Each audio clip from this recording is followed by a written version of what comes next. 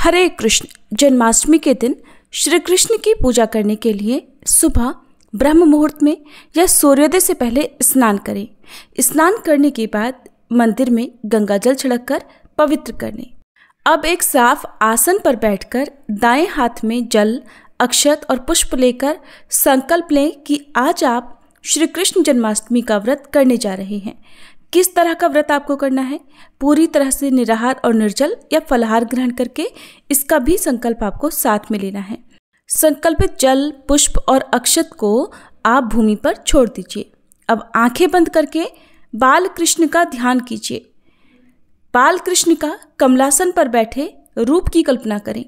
नीलवर्ण पीतांबर मुरली धारण किए हुए और सच्चे मन से नेत्र बंद करके 3 बार मंत्र जपें। ओम नमो भगवते वासुदेवाय या हरे कृष्ण महामंत्र का जाप करें। यदि आपके घर में लड्डू गोपाल जी विराजित हैं तो आप उन्हें चाहें तो पंचामृत से और बाद में शुद्ध जल से स्नान करा के साफ नए वस्त्र धारण करा सकते हैं, और यदि पंचामृत से नहीं करा रहे हैं तो केवल शुद्ध जल से स्नान कराकर उन्हें पोंछकर आप उन्हें नए वस्त्र धारण कराएं, उनका श्रृंगार करें। माता देवकी, पिता वसुदेव, मैया यशोदा और नंद बाबा का ध्यान करें। धूप दीप जलाकर मंत्रों का जाप करें या कथा का श्रवण करें। श्री कृष्ण चालीसा का पाठ करें। सबसे अंत में दूध, फल, मिठाई या माखन मिश्री का भोग जिसमें तुलसी के पत्ते हों, श्री कृष्ण को अर्पित करें। इसके बाद सच्चे मन से पूजा में हुई गलती के लिए क्षमा याचना करें और प्रसाद को सभी लोगों में बांटकर आप अपना व्रत प्रारंभ करें। मंदिर में कुछ दान दक्षिणा भी रखें, जिसका दान आप किसी निर्धन योगी व्यक्ति को अवश्य कर दें। फिर दिन भर उपवास रखें और जन्माष्टमी के उपवास में आपको एकादशी के नियमों की तरह ही पालन करना चाहिए। फिर शाम के समय आपको पूजा की विशेष तैयारियां करनी होती हैं, क्योंकि जन्माष्टमी की मुख्य पूजा निशीत काल में की जाती है। उससे पहले ही यदि आप अपने घर में पालने में श्री कृष्ण को झुलाना चाहते हैं तो पालना अच्छे से सजाकर तैयार कर लें। बहुत से लोग सूती का ग्रह भी तैयार करते हैं, जिसमें प्रतीक रूप में माता देवकी को कारागार में लिटाकर उनके पास में खीरे को प्रतीक रूप में रख देते हैं, और इस दिन बहुत से घरों में खीरे को काटकर श्री कृष्ण का जन्म भी कराया जाता है। जन्माष्टमी के दिन मध्य रात्रि का शुभ मुहूर्त होता है, भगवान के प्राकट्य का समय। तो इस समय शंख, धूप, दीप जलाकर कारागार और झूले के प्रतीक को तैयार करें। कल्पना करें कि अंधकार में दिव्य प्रकाश फैल रहा है और उसमें चतुर्भुज श्री विष्णु का स्वरूप प्रकट हो रहा है, जो बाल रूप धारण कर रहे हैं। अब रात के समय आपको श्री कृष्ण का या लड्डू गोपाल जी का षोडशोपचार पूजन करना है, जिसमें 16 प्रकार से पूजा की जाती है। सबसे पहले आप भगवान श्री कृष्ण का ध्यान करें। अब सच्चे मन से श्री कृष्ण का आह्वान करें।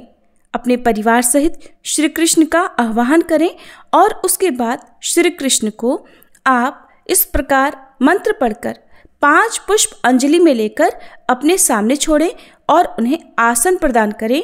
ओम श्री बालकृष्णाय नमः आसनम समर्पयामि। अब आप श्री कृष्ण को आसन प्रदान करने के बाद इस प्रकार मंत्र पढ़ते हुए पाद्य अर्पित करें। श्री बालकृष्णाय नमः पाद्यो पाद्यम समर्पयामि। अब आप उन्हें चरण धोने के लिए जल समर्पित करें। इस प्रकार पाद्य समर्पित किया जाता है। अब हम श्री कृष्ण को अर्घ अर्पित करेंगे, यानी कि सिर के अभिषेक के लिए जल समर्पित करेंगे। ओम श्री बालकृष्णाय नमः अर्घ्यम समर्पयामि। आप श्री कृष्ण को जल आचमन हेतु समर्पित करें। ओम श्री बालकृष्णाय नमः आचमनीयम समर्पयामि। आप श्री कृष्ण को इस प्रकार मंत्र बोलते हुए जल से स्नान कराएं। ओम श्री बालकृष्णाय नमः मलापकर्ष स्नानम समर्पयामि। स्नान कराने के बाद इस मंत्र को बोलते हुए भगवान को मौली के रूप में वस्त्र समर्पित करें, या आप उन्हें पीले वस्त्र भी धारण करा सकते हैं।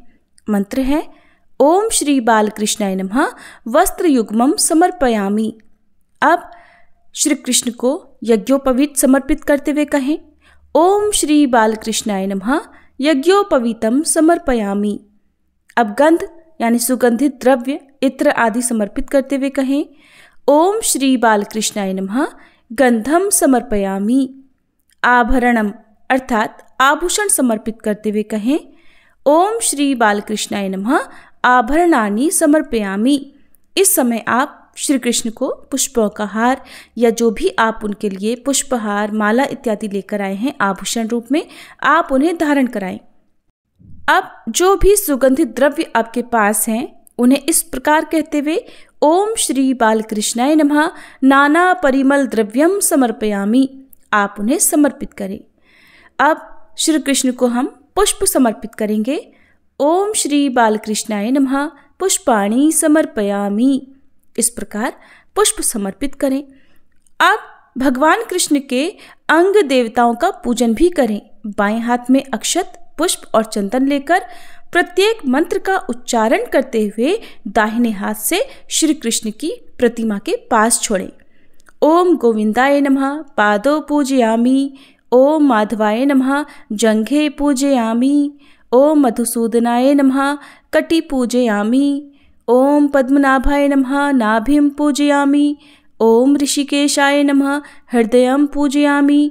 ओम संकर्षणाय नमः स्तनौ पूजयामि। ओम वामनाय नमः बाहु पूजयामि। ओम दैत्यसूदनाय नमः हस्तौ पूजयामि। ओम ऋषिकेशाय नमः कंठं पूजयामि। ओम चारुमुखाय नमः मुखं पूजयामि। ओम त्रिविक्रमाय नमः नासिकां पूजयामि।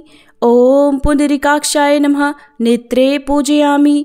ओम नृसिंहाय नमः श्रोत्रे पूजयामि। ओम उपेन्द्राय नमः ललाटं पूजयामि। ओम हरये नमः शिरः पूजयामि। ओम श्री कृष्णाय नमः सर्वांगं पूजयामि। इस प्रकार श्री कृष्ण के सभी अंगों का हमने पूजन कर लिया।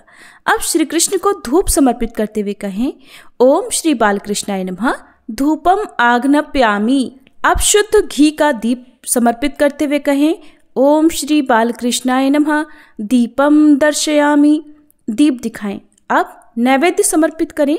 नैवेद्य में आपके पास जो भी भोग, फल, मिठाई इत्यादि हैं, पंजीरी इत्यादि हैं, उसे आप इस प्रकार समर्पित करें।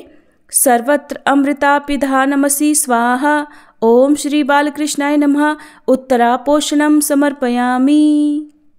अब श्री कृष्ण को तांबूल अर्थात पान सुपारी के साथ समर्पित करते हुए कहें ओम श्री बालकृष्णाय नमः सपुगी फलम तांबूलम समर्पयामि। अब श्री कृष्ण को दक्षिणा समर्पित करते हुए कहें ओम श्री बालकृष्णाय नमः दक्षिणाम समर्पयामि। अब प्रज्वलित दीप से श्री कृष्ण की आरती उतारने के साथ ही कहें ओम श्री बालकृष्णाय नमः महानीराजनम दीपम समर्पयामि।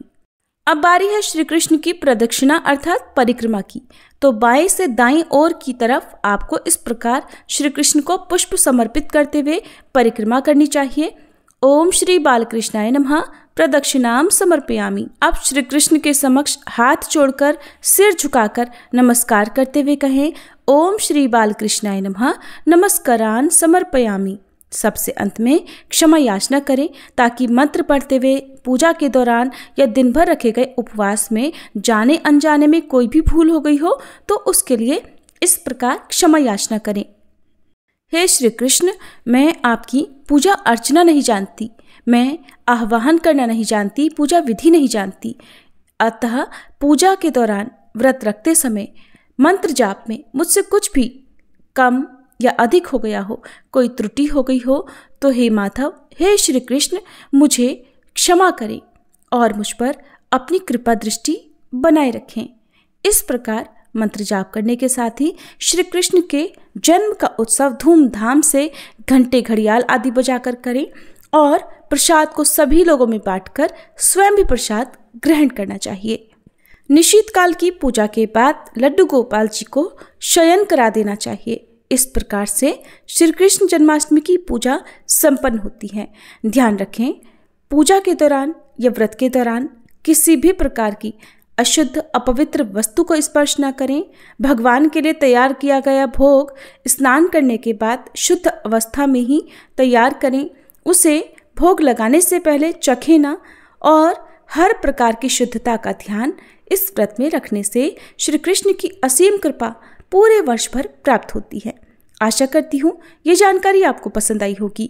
जो भक्त स्वयं से पूजा करने में समर्थ नहीं हैं, जिनके घर में लड्डू गोपाल जी नहीं हैं, वे अपने आसपास के घरों में हो रहे महोत्सव में सम्मिलित हो सकते हैं, नहीं तो आसपास के मंदिरों में जाकर पूजा पाठ में सहयोग कर सकते हैं। और ऐसा भी संभव ना हो तो आप मोबाइल आदि के माध्यम से या टीवी आदि के माध्यम से मंगला आरती में सम्मिलित हो सकते हैं। और टीवी आदि के माध्यम से श्री कृष्ण जन्मोत्सव जहाँ कहीं भी दिखाया जा रहा हो मथुरा वृंदावन में, वहाँ आप मानसिक रूप से उपस्थित होकर भी इस जन्मोत्सव का आनंद उठा सकते हैं। और उसके साथ ही आप अपनी सामर्थ्य के अनुसार दान दक्षिणा निर्धन लोगों को अवश्य दान में दें, ताकि आपके द्वारा की गई मानसिक पूजा, मानसिक भाव को श्री कृष्ण स्वीकार कर सके।